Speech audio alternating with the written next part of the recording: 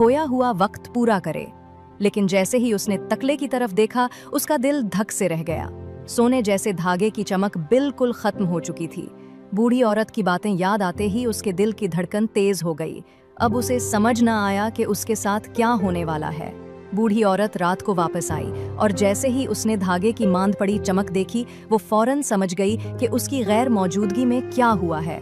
वो गुस्से से पागल हो गई और लड़की को डांटते हुए बोली, न सिर्फ तुमने अपने ऊपर मुसीबत नाजिल की है, बल्कि तुमने शहजादे को भी बदकिस्मती में मुब्तला कर दिया है। अब छोटी लड़की शदीद परेशानी में मुब्तला हो गई। वो बार बार बूढ़ी औरत की बातें याद करती रही और खौफ से कांपती रही कि न जाने अब क्या आफत उसके और शहजादे के सर पर आने वाली है। आखिरकार जब वो लड़की अपने ज़मीर की मलामत बर्दाश्त न कर सकी, तो उसने शहजादे से मदद लेने का फैसला किया।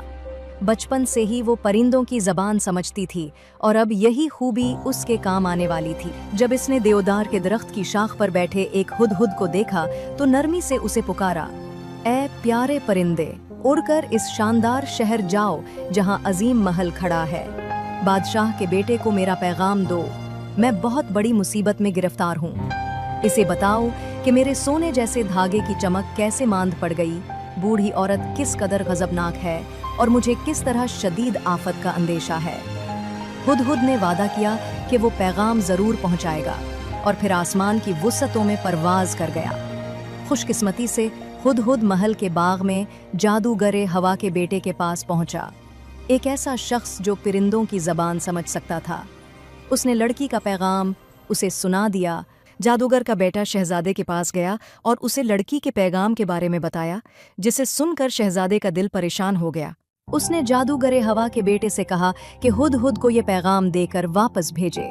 नवे रात तैयार रहना, मैं तुम्हें बचाने आ रहा हूँ। जादूगर के बेटे ने वैसा ही किया और हुदहुद हुरूबे आफताब तक दोबारा झोंपड़ी में पहुंच गया। लड़की ने पूरे दिल से उस परिंदे का शुक्रिया अदा किया और खामोशी से अपने घर लौट गई। जब नवी रात आई तो लड़की आहिस्तगी से घर से निकली और थोड़े फासले पर जाकर कपकपाते दिल के साथ इंतजार करने लगी। कुछ ही देर में उसे घोड़ों के समों की धीमी धीमी आवाज सुनाई दी और फिर शहजादे की क़यादत में सिपाहियों का दस्ता नमूदार हुआ।